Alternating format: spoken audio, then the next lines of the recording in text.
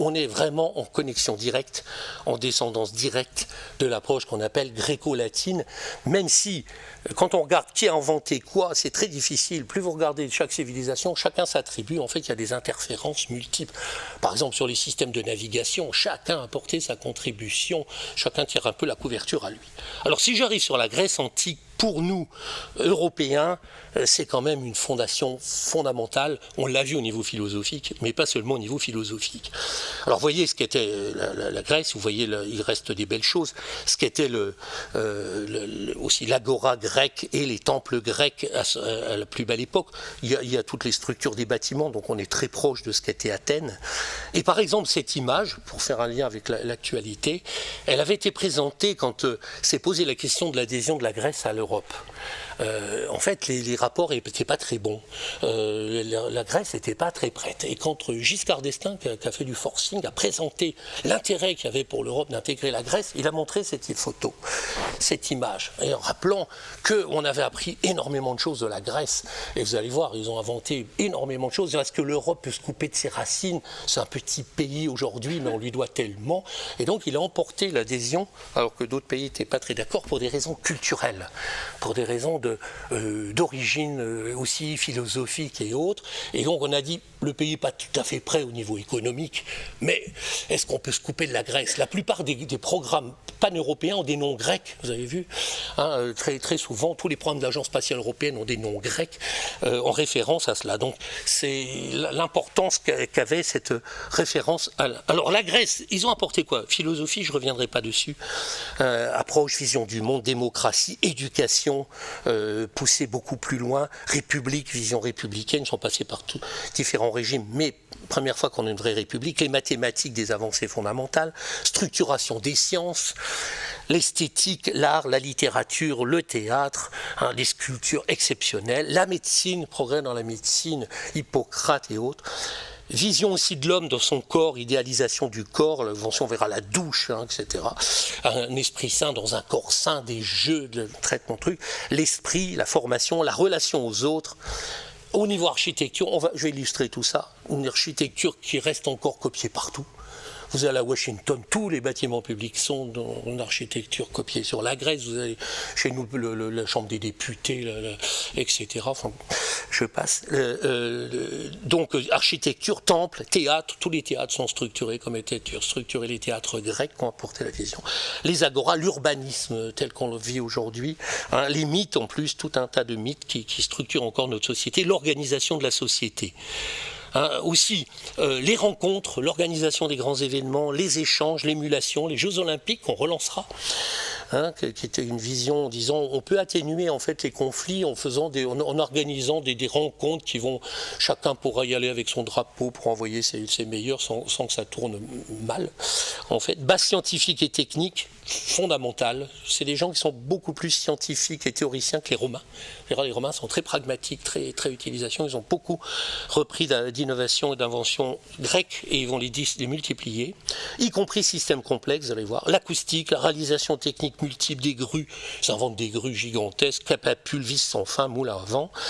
Calculateur même, on va voir, et distributeurs automatiques. En Grèce antique, vous aviez des distributeurs de bonbons, de boissons. On va voir un petit peu ces choses-là. Alors ici, vous voyez, je suis désolé, quelques slides en anglais, parce qu'on fait des choses en anglais avec des choses plus approfondies. Vous voyez, 25 innovations nées des Grecs. Alors vous avez des bouquins épais comme un dictionnaire qui vous dit toutes les innovations et les inventions grecques, tellement il y en a. Hein, l'encre de marine, le réveil, la porte automatique, la catapulte, le ciment, le chauffage central, le clocher, les pièces de monnaie, les grues, etc. Les phares pour éclairer les bateaux, comme on a maintenant. Et le plus grand était le phare d'Alexandrie, qui a été fait par les Grecs quand ils occupaient l'Égypte. Hein. Les cartes, etc. Les outils pour mesurer la marche que l'on fait pour les sportifs, hein, la plomberie, etc. La douche, la spirale, le moteur à vapeur simple, vous voyez, comme celui qui tourne, là, vous voyez. Hein. Aussi des systèmes d'observation pour voir arriver les ennemis, les thermomètres, le parapluie, le planning urbain, les machines automatiques, etc. Les moulins à eau, à vent, enfin, etc. Donc, extrêmement, certains vous disent, mais tout vient des Grecs, si l'on regarde. C'est pas que tout vient des Grecs, déjà les Grecs eux-mêmes se sont pas mal baladés et on a des emprunts chacun dans son coin. On dit on a été chercher des systèmes du côté du monde arabe, de l'Asie centrale, mais les Grecs ont développé beaucoup. Alors l'amphore, typique de la Grèce, et ces vases en forme, on verra comment les Romains contreront pour aller plus loin à ce niveau. Alors vous voyez ici le corps humain, les douches, vous voyez en haut des douches, vous voyez des Grecs, et je parle de ça, c'est 1000 ans avant Jésus-Christ. Vous voyez les douches, on pose ses vêtements sur la barre et on a la douche telle qu'on la connaît aujourd'hui, salle de bain avec serviettes, éléments pour le corps. Ici, c'est une représentation idéalisée. Le 19e siècle a idéalisé la période antique avec des peintures. Là, c'est Sir Laurent Alma, qui est un Anglais qui a beaucoup fait peinture sur la haute. Des coiffures extrêmement élaborées, vous voyez, c'est pas juste out of the bed ou sortie de douche. Le corps humain en Grèce est extrêmement traité avec des coiffures, des soins du corps. Ici, vous voyez une salle de bain, Grèce antique. Alors, elle a été plusieurs fois envahie par les autres, donc elle a perdu son matériel. Mais il y a d'autres éléments. Vous aviez la baignoire avec le même décor céramique, les mêmes dauphins, les autres parties. Donc, vision moderne de la relation de l'homme au sport, à l'équilibre du corps. Alors là, les hommes aussi ont leur douche, vous voyez, ils posent les vêtements, c'est une douche qui était interne et externe s'il faisait beau, donc on pose sur les arbres ou à l'intérieur, et vous voyez les têtes, c'était des têtes d'animaux qui crachaient l'eau comme ça pour faire les douches. Bon, une invention majeure, on faisait de la course, on faisait des jeux olympiques, on travaillait le corps énormément, et après douche, et on se remet au boulot, comme aujourd'hui en fait. Si vous faites ça, vous êtes très grec. Alors les machines automatiques, ça c'est une spécialité de la Grèce antique. Ici par exemple à Delphes, où il y avait beaucoup de touristes qui venaient voir l'oracle de Delphes, c'est là que se passaient beaucoup de choses. Toujours cette histoire d'eau, vous achetez une petite boule comme une bille en terre, vous la mettiez dans le système, hop, ça déclenchait le fait que vous pouviez boire un verre d'eau. Ça vous déclenchait le fait d'avoir un verre d'eau, c'est pas un soda, c'est un verre d'eau, ça c'est un distributeur de bonbons, et différents types de distributeurs de formes variées, d'eau chaude aussi, quand vous allez à la douche, si vous avez besoin d'eau chaude qui coûte plus cher que l'eau froide, donc distributeur d'eau chaude, ou bien aussi là, par exemple, celui que vous avez là-haut, ça va vous faire une douche qui va durer un certain temps. Vous avez payé en fait en mettant une boule ou un élément que vous avez acheté, ou comme une pièce, et ça vous fait faire 2 minutes d'eau chaude. Voilà, comme vous avez aujourd'hui, c'est de la mécanique. Ça, c'est les Grecs étaient très bons dans ce genre de choses. Les grues. Des grues immenses, vous voyez, rapportées à la taille du Parthénon, c'est-à-dire des grues qui dépassaient largement le bâtiment, ce qu'il n'y avait pas dans les autres sociétés où ça montait le long plutôt échafaudage. Donc les Grecs ont inventé beaucoup de formes de grues. Alors beaucoup d'études ont été faites récemment pour voir quelle masse ils pouvaient porter, parce qu'il y a des pièces énormes qui sont mises en pierre, des blocs qui font plusieurs tonnes. Donc des grues, les Romains leur emprunteront beaucoup au niveau des grues, pour leurs grands travaux avec leurs aqueducs et leurs grands travaux.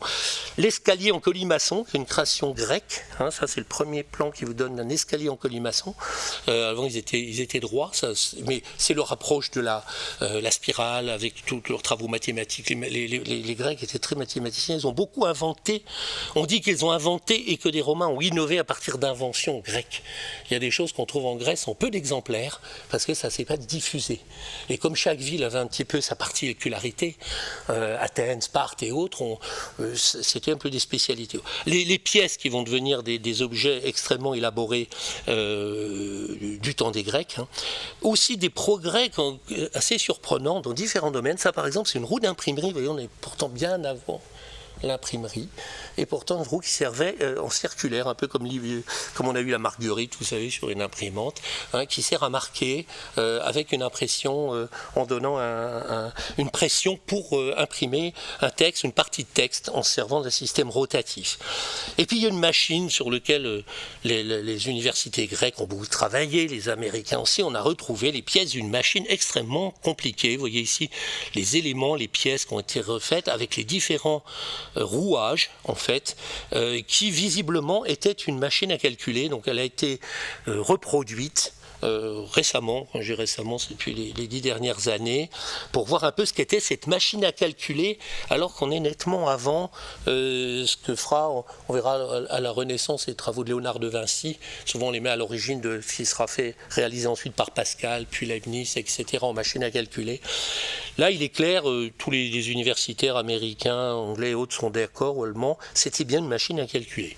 Par contre, on n'en a pas d'autres exemplaires, mais il semble qu'elle marchait. Donc ça, c'est des travaux d'analyse, aussi des marquages, comment fonctionnait cette fichue machine à calculer. Donc, on le voit au niveau impression, au niveau imprimerie, au niveau machine, des choses assez élaborées au niveau de la conception, dont on n'est pas sûr qu'elles avaient une diffusion importante. Par contre, puisqu'il y a beaucoup d'éléments sur la Grèce antique, beaucoup de textes, beaucoup de sculptures impeccables, d'éléments qui fait qu'on peut voir ce qui est diffusé.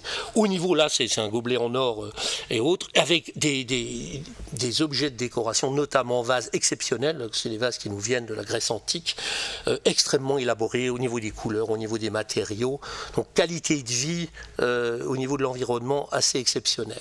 Alors, il y a une période qui est particulièrement favorable, ce qu'on appelle le siècle de Périclès.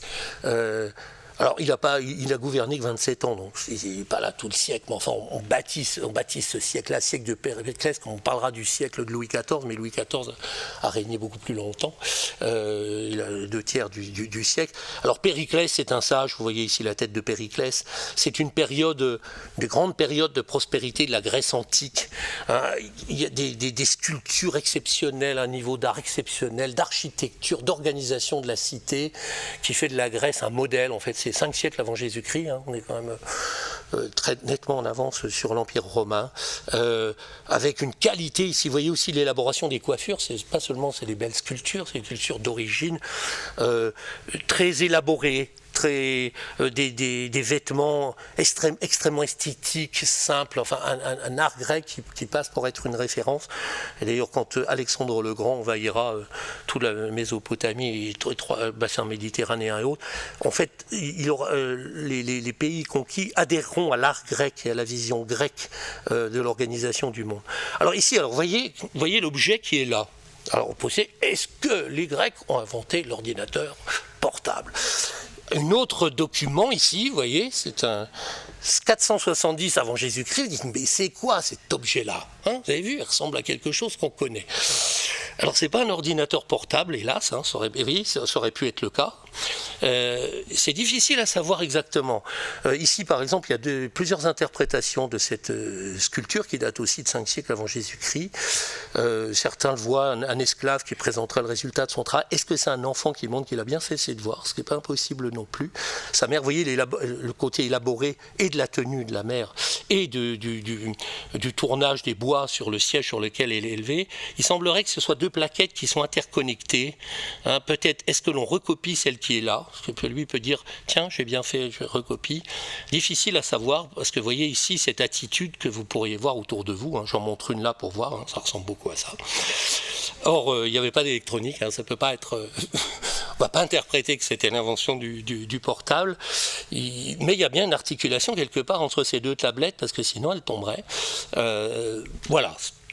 Est-ce qu'elle se refermait comme un livre, les 2 bruits ? Je ne sais pas. D'abord, et ceux qui regardent, parce c'est quand même il y a très loin et personne n'est là pour dire ce que c'était exactement. Donc généralement, il y a des conjectures sur savoir ce que c'était exactement. Mais on retrouve plusieurs fois cet objet comme ça qui ressemble à un ordinateur portable. Dans la Grèce antique, il devait servir, semble-t-il, avec un modèle ou recopié ou allongé.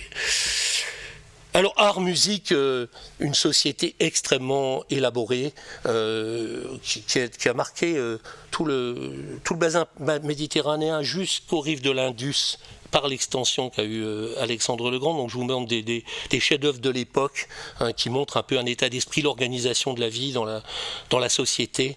Vous voyez les femmes avec la lyre, avec l'enfant, la vie, l'éclairage qui en haut qui ressemble un petit peu à des éclairages qu'on fait aujourd'hui avec lumière indirecte en fait, des meubles assez élaborés, donc un style de vie en fait qui a fait une avancée assez forte parce que c'était beaucoup plus répandu que sous Darius où c'était plutôt toute la cour de Darius. Vous voyez ici c'est une sorte de catalogue de mode en fait de l'époque qui vous montre un petit peu les tenues et la vie des dames grecques.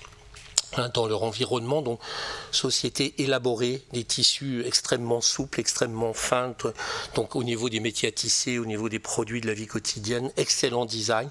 Là, la structure de maison grecque d'origine, vous voyez, avec ces carrelages typique des maisons grecques, les colonnes alentour, l'orientation qui fait que quand on est, comme on est dans des pays où il y a du soleil, il fait très chaud l'été, avec une avancée du toit qui permet que l'été, le soleil ne rentre pas dans la maison et là à l'ombre, et l'hiver, il rentre à l'intérieur de la maison pour chauffer, exactement ce qu'on fait aujourd'hui quand on veut une maison écolo, c'est-à-dire de jouer sur l'entrée du soleil dans la maison, donc très écologique dans leur approche et très sophistiqué.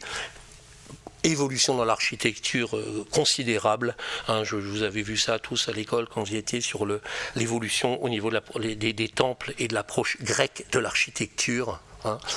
Le théâtre qui va marquer ici, vous avez un superbe théâtre donnant sur la nature, donc il est brisé au milieu parce qu'il y a eu des conflits entre temps, mais qui a marqué, je vais avoir mis après, voilà, aujourd'hui encore tous les théâtres et les salles de concert sont organisées selon les critères définis en Grèce antique au niveau de l'acoustique, au niveau de l'organisation technique des théâtres. La plupart sont restés de cette nature.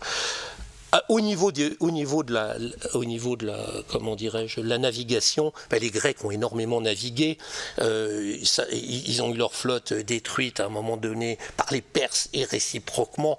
Donc tout retard dans la construction des bateaux pouvait être terrible au niveau de gens qui se partageaient une petite mer qui s'appelait la Méditerranée, dans laquelle ça cartonnait de temps en temps. Donc beaucoup de progrès en Grèce. Une des inventions clés, c'est l'encre de marine telle que vous la connaissez aujourd'hui, cette forme particulière d'encre. Avant on mettait un truc lourd qui traînait par terre, mais il n'y avait pas ce côté encre qui peut être assez légère, et quand on la relève, elle se décroche, ce qui n'était pas le cas avant. On pouvait rester scotché parce qu'on avait son encre qui était en dessous. Donc progrès aussi dans la marine, assez remarquable. Alors Olympie, c'est l'endroit où se faisaient les Jeux olympiques de l'époque. C'était très important, les Jeux olympiques. Ça permettait aussi d'avoir une relation d'échange avec pas mal de nations. On acceptait qu'ils viennent de partout, qu'ils échangent sur une base concurrentielle, mais qui n'était pas, guerrière. La Grèce était une petite, c'était pas un très grand pays, en plus c'était des cités extrêmement puissantes qui ne s'aimaient pas toujours entre elles, et donc les ennemis avaient tendance à jouer l'une contre l'autre.